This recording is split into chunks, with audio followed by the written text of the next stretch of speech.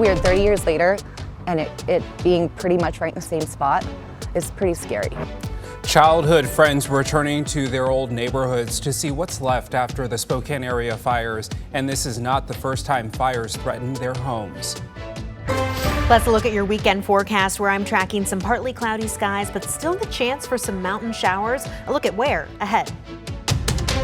Plus, as people sift through the ashes, they are unearthing family treasures they thought were gone forever. Some of the items that survived the flames.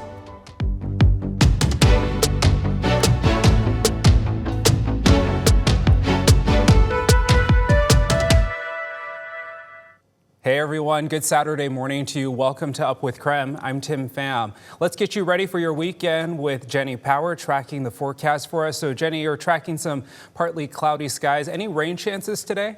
Yeah, Tim, as we take a look across the region here, it's mostly going to be up toward the mountains and the higher elevations. So if you do have weekend travel plans, bear that in mind, especially if you are going over toward western Washington for the Cascades or along the Montana-Idaho border. Drier conditions expected for tomorrow and into next week, but this has kind of helped out with some improvement in our overall air quality. Temperatures this afternoon, if you do plan to get outside, 85 degrees in Spokane, 83 for Coeur d'Alene. We are looking at some mid to upper 80s across the central part of the state. But here's a look at some of those chances. Our convective outlook indicating just on the lower side here, so about a 10 to 15% chance of thunderstorms over the Cascades and as well as southeast Washington and central Idaho. Reminder that this is mostly up toward the higher elevations. We can see some of this activity popping up on our future tracker, and this model is even indicating the chance of a few sprinkles in Spokane by this afternoon and into this evening. So enjoy it while we have it, folks. We'll continue to track and time this out for you coming up in just a few minutes. Tim? So many people have lost their homes and everything they own, but two lifelong friends in North Spokane have been through this before. In 1996, in the same neighborhood, 30 years later, the Spokane area fires brought them back to their childhood homes to see what's left. William Pitts brings us their story. All the childhood memories, everything in the house. Memories. Just in ash. Funny things, memories, they're never gone. Even when the thing they're attached to is. We've gone back. There's a few little trinkets there. We've been kind of looking around. We were able to get one safe with some of our coins and some jewelry. And so now we're trying to clean those and hold on to those memories. Tracy Roundy's childhood home had those memories. Her parents, her family, and Amy Burgraff. Best friends forever. Yes, forever and ever. Absolutely, causing trouble and yep, creating so many memories. They grew up around the corner from each other, stayed friends ever since. That's Tracy and Amy, right around 7th grade. The last time a fire came roaring toward their neighborhood. I was 11 years old. My parents were driving back. I was home alone, spraying off the roof. And then we were able to evacuate. Amy's dad had a video camera back then. He took video of the neighborhood as they evacuated. Incredible that Amy's dad, Rob, has that footage, because that's just crazy, 30 years later. It's so weird 30 years later, and it being pretty much right in the same spot is pretty scary. It's right there. He's right in back of Justin's yard dumping water. 30 years later, those memories came flooding back, being 11 years old, facing down a fire that didn't care. I started watering the grass, and then she said, call me if it jumps the river. And when that was on the news for this fire, saying it jumped the river, I just started bawling because I had to call my mom and say, Mom, it jumped the river.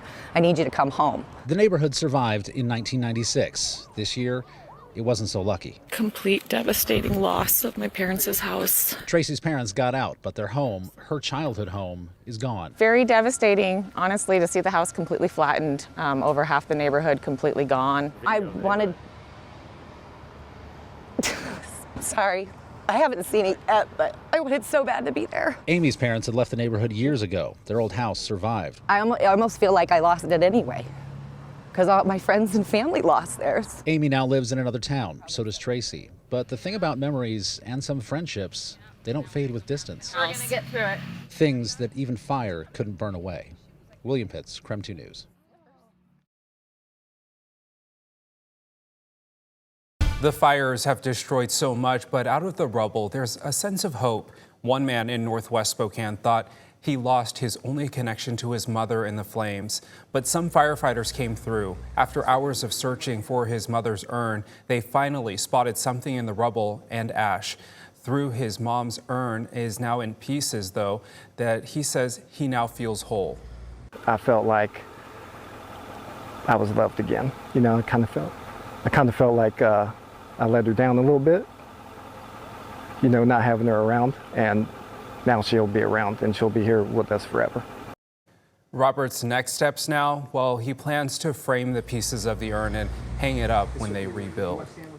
And one man returned home only to find his oldest child's very first baby ornament, some porcelain shoes. Wow.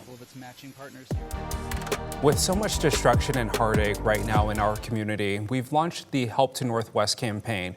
It's a partnership between KREM, the American Red Cross, and Rosars. You can help out and donate right now by using this QR code on your screen, or you can visit our website, krem.com, and click on the Help to Northwest link. It goes right to the Red Cross, and we do want to say a big thank you to everyone who's donated. Together, we've raised hundreds of thousands of dollars for the Red Cross. Happening today, Gonzaga men's basketball coach Mark Few is being inducted into the Naismith Hall of Fame. Well deserved, by the way, as Few has led the Zags to 27 consecutive NCAA tournament appearances. A big congrats to him.